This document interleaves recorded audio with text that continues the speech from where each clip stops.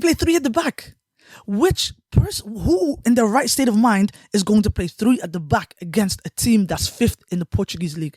They sent him an open letter saying, "We want you out." What, the players? No, the fans, the association for all the fans and stuff.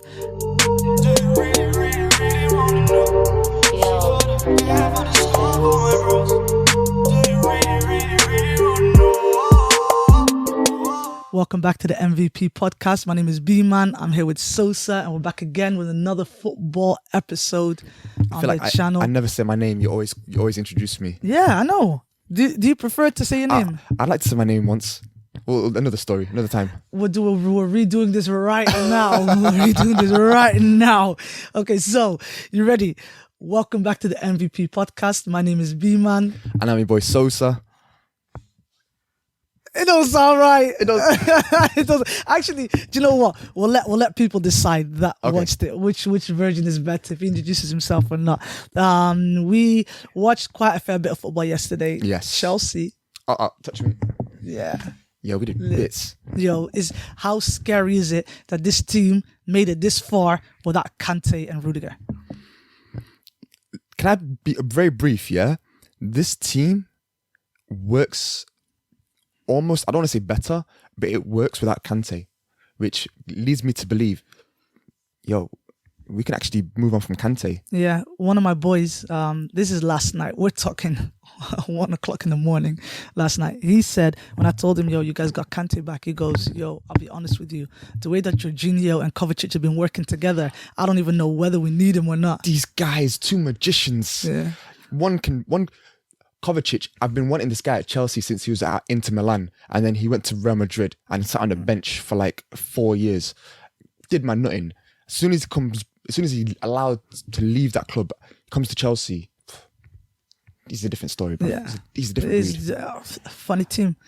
And people were talking about, dude, by the summer, people were talking about like an overhaul of the team. You guys need like 1 or 2 pieces. Yeah, legit. Legit. Like, and you know, it's crazy. Like, you're talking about possibly like another left back and a centre back. Probably another left back, a centre back, and probably someone playing on the wings. Because right now the wings are set. You've got Hudson-Odoi, you've got Pulisic. But you need depth. The thing is, we've still got Pedro and Willian. Willian's but starting. Pedro and Willian, I fully expect them to be gone by the end of the season. Watch 2020. Mbappe, fam. Mbappe. Well, like you have absolutely no right to say that with a straight face. Yo, you've got no right to say that with a straight face. Pause for a second Mbappe, right now. fam. Listen, pause Mbappe. for bro. 100 million plus Kante equals Mbappe. Bro. That's it. Hold your horses. Hold your horses. Can I not be deluded for a second? No, don't. This is not deluded. This is slightly schizophrenic, brother. I thought about this. You need to pause. You're not getting no Mbappe. Like no one's going to pay 300 million for Mbappe. If you guys are getting Mbappe, sorry, Kante. We're getting money. That's the reality of the matter. Real talk. Mbappe. Dude, you're not getting Mbappe. Anyway, let's move on. We're not even talking about Chelsea. I just wanted to make you feel good. And clearly, I've set you up. I've actually set you up. Right? Yes. No, what we're really talking about is the talk of the town. Good evening. Good evening. Good evening. We're talking about Unai Emery and the fact that this guy is on the verge of getting sacked. Arsenal Leicester played yesterday, and Arsenal couldn't put them away. Arsenal couldn't put them away. They look it in and get like 6 put past them. Yeah, well, Arsenal would absolutely shock in that game. Yeah, and like this is like, I like Arsenal from afar because they always played that football that I wish Chelsea played. Yeah, that nice, that free flowing, that's beautiful. Don't let anyone confuse you though. Do you know that 2011-2012 team, the one with Fabregas, Haleb, all them, man?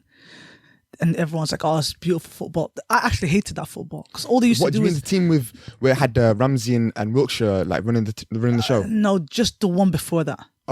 Just the one before that.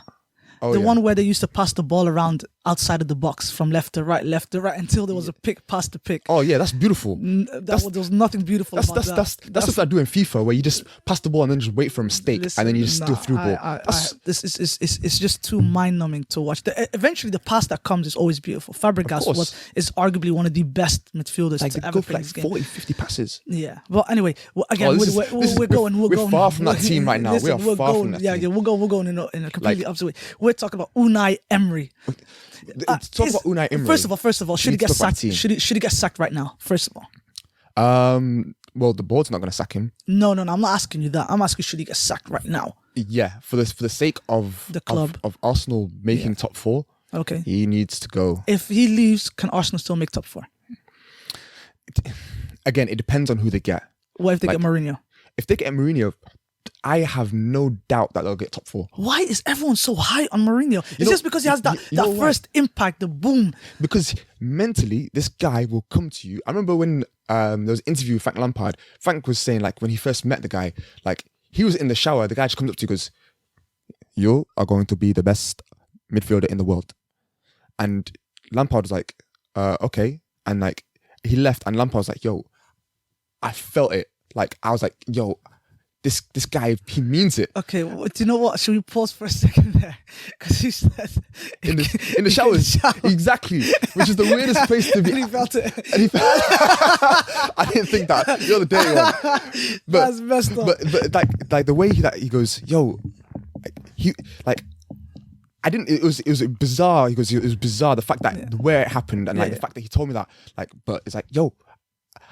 He goes, I was like on top of the world. Like, I could run through walls. Like he could. Like he felt like he could reach a stage where he'd be the best player in the team. Well, let me ask you, where is it all going wrong?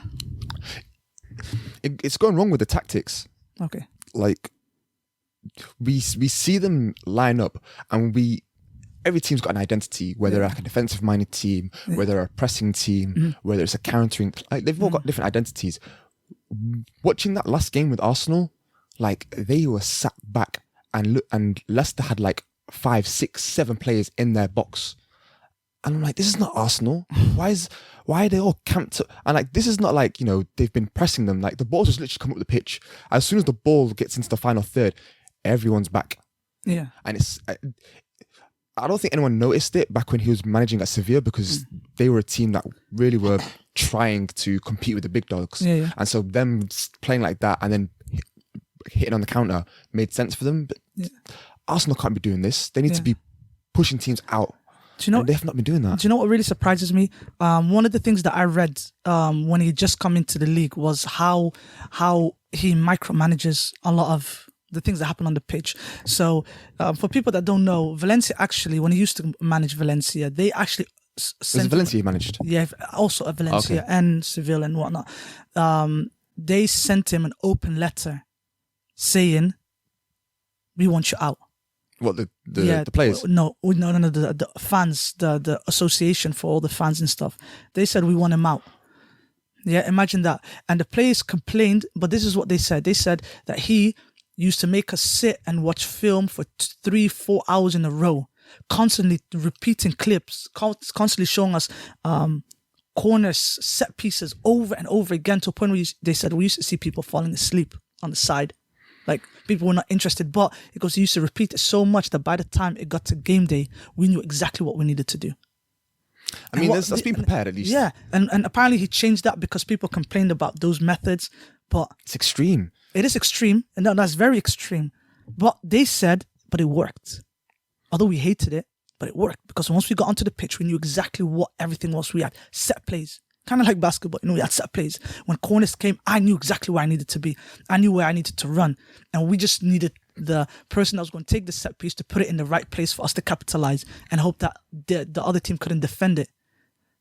But okay, that's extreme. But if he is capable of getting the players to do exactly what he wants them to do, why is the Arsenal look so clueless? Well, I think it's a trickle-down effect, because PSG broke him. You think so? PSG broke him. Like, the fact that the egos that he had in the dressing room wouldn't allow him to do what he wanted to do. It's a case of just let them do what they want then. Just set a lineup up and they can just go out and play. Yeah. And like, bringing that over now to Arsenal, like I think it's like one bit of adversity. It's like Yeah, but he's been dealing with adversity the moment that he signed for Arsenal. Why are they not drilled like this then? Like if they were really like, if he was really like on this, like they would be drilled like to a point where they can, like, for example, I remember a play where Demarai Gray had the ball on the right hand side, and then what's his face, Yuri Telemans came up. Yeah. There was literally like 4 or 5 Arsenal guys. Not one of them pressed. Not one of them. And then he just did a simple ball to Telemans. Telemans turned around, ball to Maddison, back of the net. Yeah. It's like just one person stepped up. But you know what? And like I find it really strange for Arsenal fans. I think the personnel is at fault as well. And there's another fault is the fact that he has no idea who he needs to play. How do you go away from you got a marquee signing in Pepe and you put him on the bench and arguably one of the biggest games so far in the season for you because they are trailing after having lost midweek as well in the Europa League. After they played at just before 4:00. I had fun with that.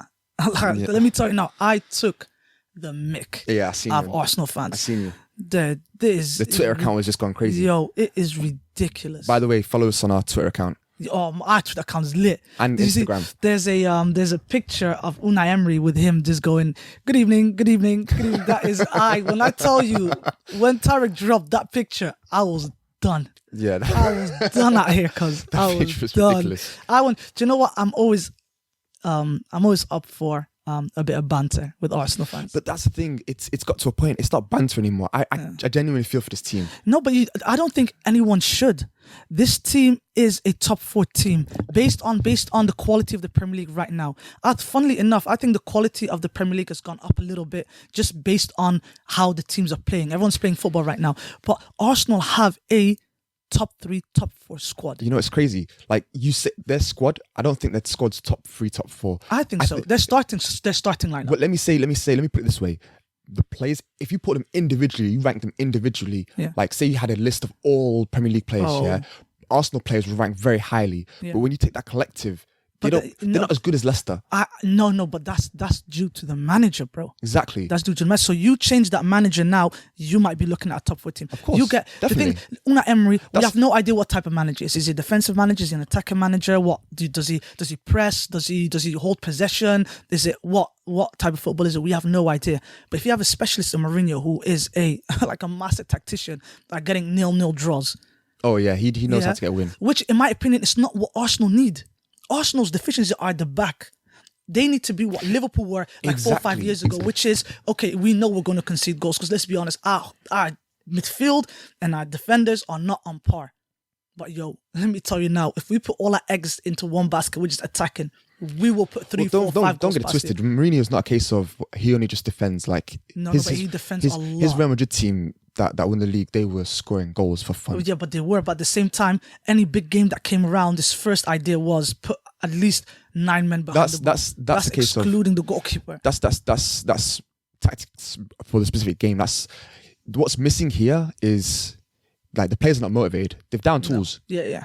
Just like Chelsea did against Mourinho.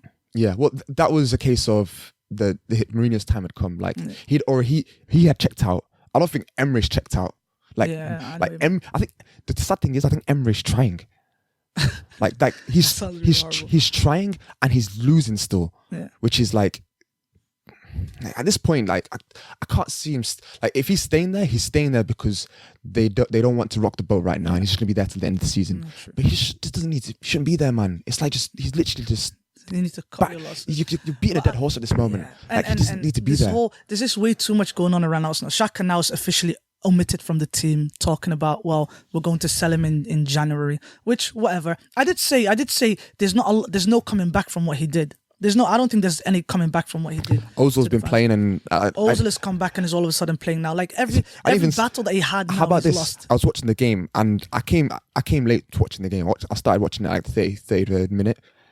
It got to like the 80th minute and I'm like, yo, Ozil was playing. I was like, yo, I didn't see. Can I just say, this is the problem with a lot of fans, and I know how great Ozil is, And I always say, well, Ozil disappears. And they say to me, before I even say that to them, like, oh, everyone keeps saying, oh, well, He Ozil doesn't legit run. disappears. He's- Oh, Ozil doesn't run. He doesn't track back. And I said, yo, listen, do you know when he's not involved in the game, he does not exist. He exists only when the ball is at his feet. And if he don't even have a team to put the ball into his feet, and he don't have strikers that are even willing to run at the moment because no one is interested, bro, there's no... And the funny thing is, he went against this absolute garbage team. Who did they play midweek? Victoria, yeah. He played 3 at the back. Which person, who in their right state of mind is going to play 3 at the back against a team that's 5th in the Portuguese league? Yo, even in FIFA, never mind. Yo, even me, if I'm playing against a lesser team, the Premier League, I believe you have to set up correctly at all times. But yo, in the Europa League, show your dominance. Yeah. Show your dominance. If you're playing Victoria, I don't care. You put on a squad that puts fear in their hearts. Kill them before the game starts. I wouldn't even be afraid if I saw Chambers, David Luiz, and whoever else is playing centre back with them. Holding. Yeah, like they're good players.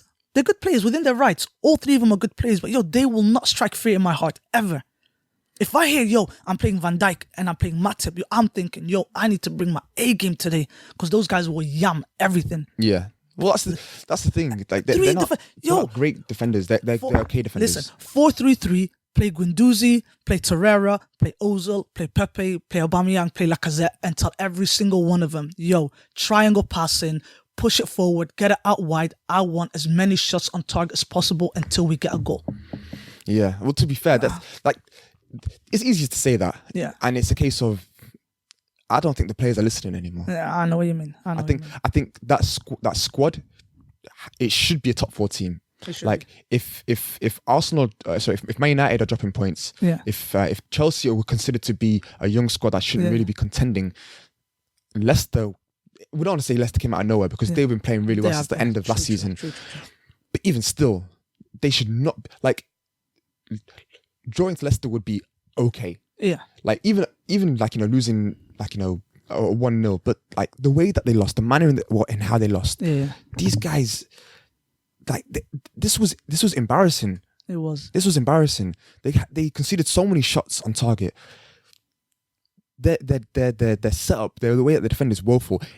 Wilfred Ndidi was making tackles in the final third to recover the ball back for Leicester. That's ridiculous. Like, how are you gonna let a guy do that? Like, that's just stupid. I know what you mean, but yeah, we're gonna have to put a close to it there. Sorry, I'm losing my words right now. Right? Yeah, let's put an end to that there. We're gonna be back again soon. We've got loads of podcasts dropping this week. Yes. We've got like 4, if I'm right. Yeah, we're gonna have 4 dropping. So guys, just keep an eye on what we're doing because we are gonna boom. Yes. Today we're gonna boom. Like, subscribe, share. Please leave a like. Do that right now. Man. Yeah, for real. And we're gonna be back again soon. Right? Yes. All right. So peace.